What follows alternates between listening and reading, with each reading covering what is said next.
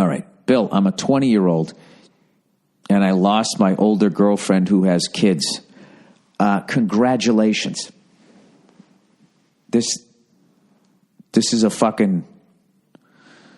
problem. Hey, Bill, I've been a fan for a while, and I know you have plenty of advice in that shiny head of yours. Not saying any of it's good or professional.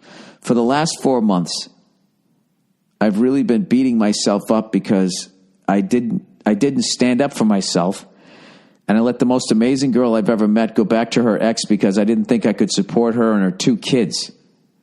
I've had many girlfriends before. Dude, you're 20.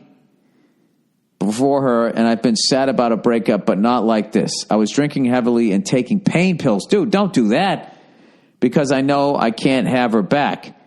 I don't know how to move forward from here. I've gotten myself off the pills, great.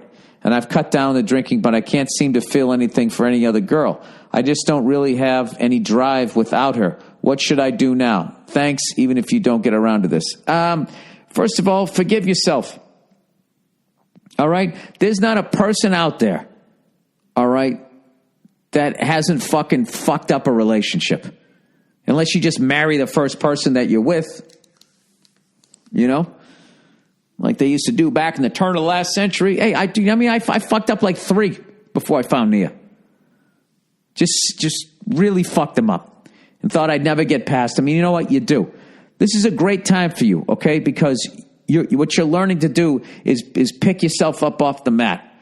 Do you remember, you ever see that George Foreman fight when he fights Ali and he goes down? And decades later, they asked him about being down on the canvas. And he said, you know what? You know what the truth is? He goes, I could have got up. I just never been there before. All right? And after that, look at him. The guy came back when he was like in his 40s and won the fucking heavyweight title.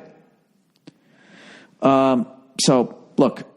This is the first time you've been knocked on your ass like this, and this is great. You're going to learn something from it. And you're single, and you know what? The fact that you can't feel anything about anybody else new is because you're a good person. You actually have feeling for this other person. So what you do is you just fucking go out, hang with your friends, have a good time. If you meet some chick, she asks you what your deal is, say, I just went through a bad breakup, blah, blah, blah, blah, blah. And I swear to God, They'll want to cheer you up so much you'll probably get a fucking blowjob out of it. I'm telling you. They love a fucking fixer-upper. They love a little sad goddamn face. Just say I fucked up a relationship and I'm heartbroken about it. What's going on with you? As opposed to fucking, leading them on and acting like you like them, and then they find out you hung up on some other girl. That's when they get mad and fucking do the destruction of property and not get prosecuted for it. There's actually a commercial out right now where this woman's just breaking this guy's shit and throwing it out the window. Like, that's totally fucking fine. I don't understand that at all. So that's what I would say, okay, buddy? And I got to be honest with you, okay? I know she's great and everything, but she's older than you and she has kids. That's a hell of a fucking thing to paratroop into, all right? Just someday you're going to meet another one. You're going to find the real fucking thing, all right?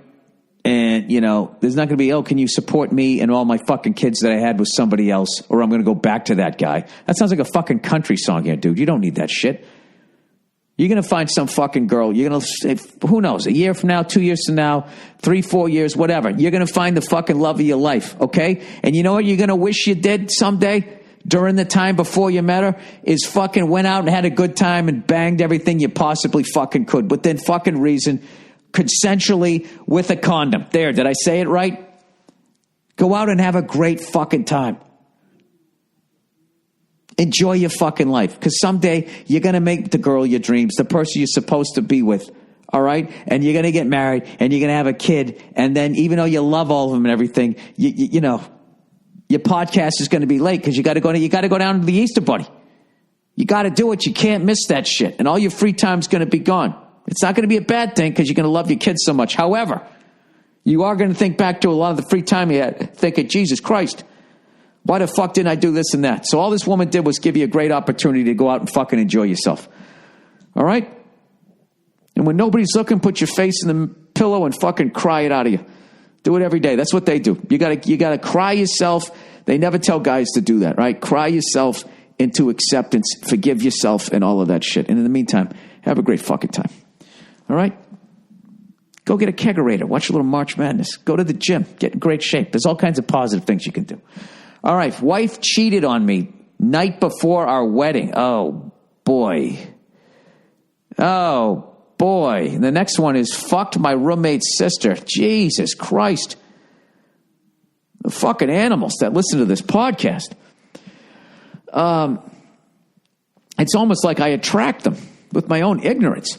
All right, wife cheated on me night before our wedding. Dear Billy Hot Lips, my wife and I have been happily married for 13 years. We live in Tulsa, Oklahoma. Well, not to get selfish here with your extremely painful story, but I'm going to be at the Brady Theater in Tulsa, Oklahoma, coming in the next few months. Okay. All right, where we met at the University of, I'm not going to say the university. Okay, we have 2 children, ages 10 and 7. And have a really comfortable life together. The other night, I took my wife out for a date night, dinner, and bowling. The bowling sounds lame, but remember, it's Tulsa. Dude, bowling is the shit. You get in a league, it's fucking awesome. Anyways, my wife and I went up to the bar at the bowling alley, and when the bartender saw her, he gave her a weird look, sort of like, haven't I met you before? After taking our order, he came back with drinks and said, enjoy, Mitzi. I was shocked when he knew her name, and I gave my wife a puzzled look. We took the drinks and went back to our lane, and I asked her how he could know her name. She said she has no idea and checked her shirt as if for some reason she was wearing a name tag. After a few minutes, when she couldn't think of an excuse or a lie, she dropped a bomb on me. She told me that he was the bartender from the hotel where we had our wedding reception. She said the night before our wedding, after our rehearsal dinner, her and her bridesmaids went to the hotel to sleep and stopped at the lobby bar for a couple of drinks. Everyone then went up to bed, but my wife, good friends. Everyone went to bed, but my wife snuck down to go talk to the bartender. Oh, wait a minute. My apologies to her friends. She told him that she's getting married tomorrow, but wants one more night with another man before giving herself to me. So she took him up to the honeymoon suite and had sex with him, which, by the way, is the same bed that we consummated our marriage in the next night. Oh, God. She told me she was never going to tell me because it meant nothing more than her wanting to end her single life with a bang, not a whimper, literally a bang. She claims she has never had doubts about us and that she is sorry that I found out, but she doesn't regret the cheating because it assured her that she had found the guy who she wants to be with forever. Yeah, buddy, you try the same thing and then tell her that. Hey, it meant nothing, and when I was banging her, I was like, you know what? Yeah, I am with the right broad. After hearing this, I asked if she had cheated since we've been married, and she said no, which I believe. We left the bowling alley and drove home in bitter silence. I've not spoken to her in about a week now, other than when it pertains to the kids and other important matters. She's been sleeping in the guest room because she knows I don't want to be around her. However, I know I need to confront her about this, but I am unsure how to go about it. I think the only scenarios are divorce or basically accepting and forgiving, neither of which I want to do at this moment. Which is you're fucking right. I'm not telling any of my family or friends about this because I'm embarrassed, so I'm hoping you can give advice. Love the podcast and go fuck yourself. I'd tell her exactly what you just told me. Just say that the only 2 possible scenarios here are divorce or me accepting and forgiving, but I'm not ready to do either one at this moment. Okay? And you're going to have to accept that and my mood around you because of your actions. All right. And by the way, I'm not telling any of my family and friends about this because I'm so embarrassed. Okay.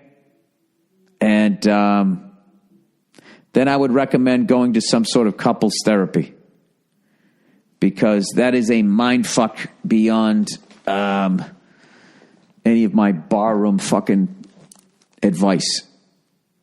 But you seem pretty well emotionally where you know exactly what you're feeling and why you're feeling it. I would just communicate it to her.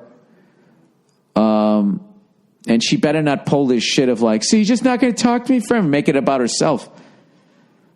I don't know. I think the only way, how do you stay? I mean, you got to stay because the kids are there, which is such a fucking situation. And then, all right, the positive side is she actually fucking owned up to it. Negative, she waited 13 years and 2 kids. All right, let's not do the positive and negative because I feel like once this is going to be like a fucking bad Super Bowl here. Yeah, I don't know. What is the solution? You get to fuck somebody? I don't know.